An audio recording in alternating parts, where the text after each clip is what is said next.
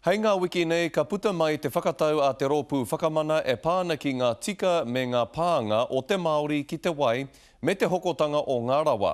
Engari e tika ana rānei kia whakapono te Māori ka hāpai te rōpū whakamana, te kāwanatanga rānei, i ōna tika me ōna pānga. Ko te kōti kē rānei, te mutunga mai. Ko te kōti teitei, ko te kōti pīra, ko te kōti matua, me te kāwana.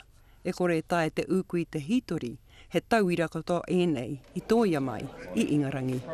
I wehe hiai au a meara, he kahano nā kingi me nā kuini o Ingarangi ki te poro i ngā kaki o te tangata. Ka wehe au a toko whāra, kia manaai ia wāhanga o taua toko whā. I nā te māharahara mo te kreme āpau ākani, mēnā ka poroa e te kāwana, i roto i tā rātau ukaha ki te hoko, he whātekau mā iwa pai heneti o ngā rawa o Mighty River Power. Nothing in terms of change of ownership of a mixed ownership model company changes people's rights and capacity to register interests or rights or complaints of any sort against a company.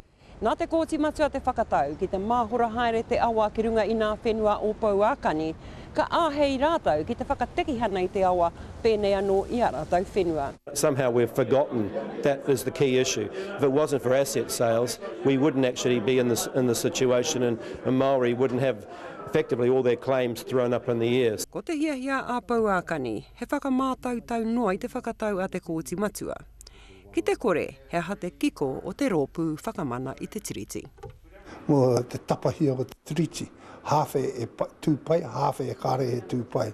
Nā te me roti aku, te rino te pai, he mana hoki a te kōti teitei, a te wā e ki tatu tātou hea ki te whakahoki o te kāwana. A negotiated way to go forward so that it avoids court action. That's expensive for them and it's expensive for everybody and it just delays what should be a fairly straightforward negotiation process.